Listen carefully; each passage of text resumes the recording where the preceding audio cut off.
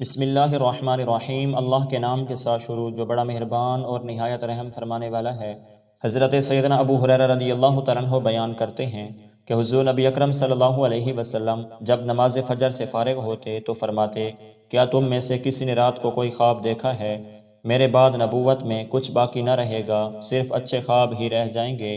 حضرت سیدنا ابو طفیل رضی اللہ تعالیٰ عنہ بیان کرتے ہیں، حضور نبی اکرم صلی اللہ علیہ وسلم نے فرمایا، میرے بعد نبوت میں سوائے مبشرات کے اور کچھ باقی نہیں رہے گا۔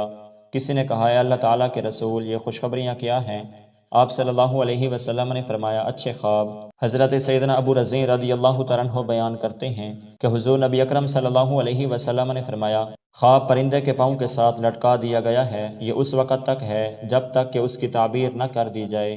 جب اس کی تعبیر کر دی جاتی ہے تو وہ واقع ہو جاتا ہے، اور اس کا ذکر صرف عالم سے یا خیر خواہ سے یا عقل مند سے کیا کرو، اور نیک خواب نبوت کا 40واں حصہ ہیں۔